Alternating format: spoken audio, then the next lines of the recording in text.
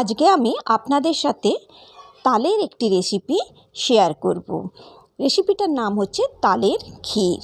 নমস্কার, কেমন আছেন সবাই? আমি জলিস কিচেন অ্যান্ড স্ট্রিট ফুডে আপনাদেরকে স্বাগত জানাই। দেখুন, আমি এরকম একটা কালো রঙের তাল নিয়ে এসেছি। তাল কিন্তু সবসময় আপনারা কালো দেখে কিনবেন। কালো রঙের তালে কিন্তু তেতো ভাবটা অনেক কম হয়। তালটাকে আমি ছাড়িয়ে নিচ্ছি। আমার এখানে তাল থেকে 3টে আঁটি বেরিয়েছে। আঁটিটা আমি একটু জল দিয়ে ভালো করে চটকে নিচ্ছি। অল্প জল দেবেন, দিয়ে আঁটিটাকে ভালো করে চটকে নেবেন। দেখুন, আমি এখানে যেমন চটকাচ্ছি ঠিক এইভাবেই আপনাদেরকে চটকাতে হবে। তারপরে একটা স্ট্রেনারের সাহায্যে কিংবা একটা ঝুড়ির সাহায্যে ঘষে ঘষে পুরো রসটা বার করে নিতে হবে। দেখুন, আমি এখানে ঘষে ঘষে রসটাকে বার করে নিচ্ছি। ঠিক এইভাবেই আপনারা রসটাকে বার করবেন। স্ট্রেনারের সাহায্যে বা ঝুড়ির সাহায্যে ঘষলে কি হবে, যে সুতোগুলো আছে ওগুলো মিশবে না, ওগুলো আলাদাই হয়ে থাকবে। আমার এতখানি তালের রস বেরিয়েছে 3টে আঁটি থেকে। আমি অর্ধেক তালের রসের ব্যবহার করে আজকে তালের ক্ষীরটা বানাবো। এরপরে আমার লাগবে ছোট একটা নারকোল। নারকোলটা আমি পুরোটা কুড়িয়ে নিচ্ছি ঠিকই, কিন্তু আমার পুরো নারকোল লাগবে না, আমার অর্ধেকের থেকে একটু বেশি নারকোল লাগবে। আজকের রেসিপিটি যদি আপনাদের ভালো লেগে থাকে তাহলে নিশ্চয়ই আমার চ্যানেলটিকে সাবস্ক্রাইব করবেন, বন্ধুদের সাথে শেয়ার করবেন আর একটি লাইক নিশ্চয়ই করবেন। দেখুন, সামনেই জন্মাষ্টমী আসছে।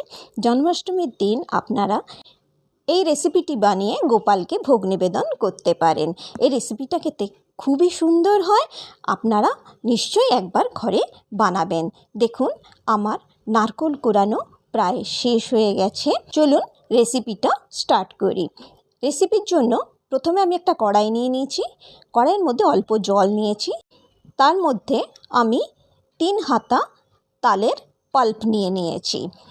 3 হাতা তালের পাল্প নেবার পরে এটাকে আমি জলের সাথে একটু মিশিয়ে দিচ্ছি। তারপরে এই হাতারই 1 হাতা আমি নারকোল এর মধ্যে মিশিয়ে দিচ্ছি।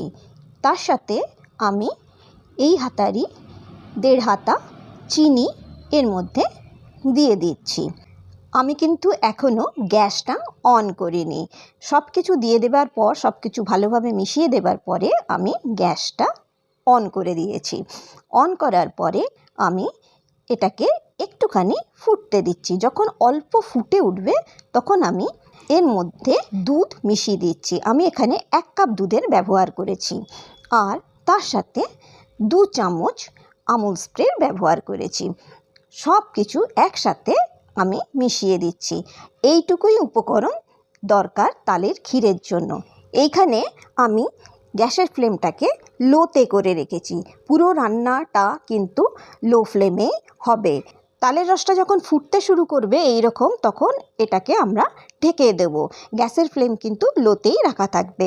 মাঝে মাঝে আমরা ঢাকনা খুলে এইভাবে নাড়তে থাকবো। এরকমভাবে নাড়তে নাড়তে যখন কড়াই থেকে ছেড়ে আসবে, দেখুন কড়াইয়ের মধ্যে আর লাগছে না, কড়াই থেকে ছেড়ে আসছে, তখন বুঝবেন এটা আস্তে আস্তে তৈরি হচ্ছে। এটা কিন্তু আর একটু হবে।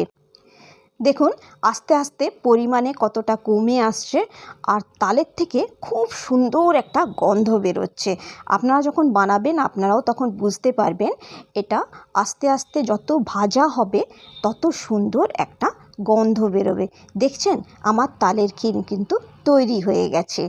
গ্যাসটা আমি অফ করে দিয়েছি। এরপরে ঠান্ডা হয়ে যাবার পরে আমি দেখাচ্ছি। তালের ক্ষীরটা আমি একটা ছোট থালাতে নিয়ে নিয়েছি। তার উপর থেকে আমি নারকোল কোড়ানো ছড়িয়ে দিচ্ছি, আর কাজু বাদাম লম্বা লম্বা করে কেটে ছড়িয়ে দিচ্ছি। আজকের রেসিপিটা যদি আপনাদের ভালো লেগে থাকে তাহলে নিশ্চয়ই আমাকে কমেন্ট করে জানাবেন। আপনারা সবাই একবার এইভাবে ঘরে তালের ক্ষীর বানাবেন, নিজে খাবেন, সবাইকে খাওয়াবেন। আপনারা সবাই খুব ভালো থাকবেন, সুস্থ থাকবেন আর সাবধানে থাকবেন।